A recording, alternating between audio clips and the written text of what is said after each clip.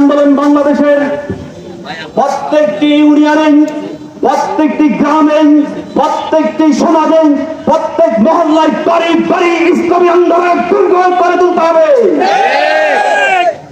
दश्त दश्त है दरियाबी नहीं सूर हमने बाहर जुल्मात में दौड़ा दिया गोर हमने। আমরা সাদ বিন আবি আক্কাসের বংশধর, আমরা খালিদ বিন ওয়ালিদের বংশধর, আমরা ইব্রাহিম আলাইহিস সালামের বংশধর। আমাদেরকে কেউ রক্ত চক্ষু দেখালে আমরা ভয় পাবো না। আমাদেরকে কেউ যদি রক্ত চক্ষু দেখাতে চাই, আমরা তাদের রক্ত চক্ষুকে খুলে দিতে আমরা বাধ্য হব, বলে ঠিক কিনা?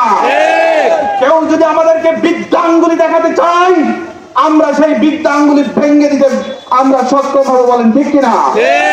সম্মানিত উপস্থিতি, অতএব আমরা প্রত্যেকের দায়িত্ব নিয়ে কাজ করতে হবে। যেরকম নামাজকে ফরজ মনে করেছি, রোজাকে ফরজ মনে করেছি, তাই দৈনিক যদি 5 ওয়াক্ত নামাজ না পড়তে পারি, 1 ওয়াক্ত করলে চিন্তা করি যে আমি 4 ওয়াক্ত নামাজ পড়ি না, আমার গুনাহ হবে।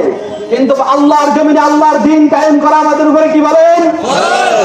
এই ফরজ দায়িত্ব থেকে আমরা অনেকে ফরজ মনে করি না, যার কারণে আমরা আজকে নামাজ না পড়লে গুনাহ মনে করি, কিন্তু আওয়ামী লীগ বিএনপি করলে যে গুনাহ হয় এটা মনে করি না, বলেন ঠিক কিনা?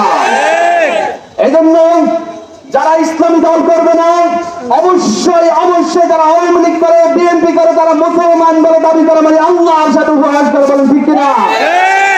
আমি সবাইকে ইসলামী আন্দোলনের সাথে সংবদ্ধ হয়ে কাজ করার জন্য উদাত্ত আহ্বান জানিয়ে আমি আমার সংক্ষিপ্ত বক্তব্য এখানেই শেষ করলাম।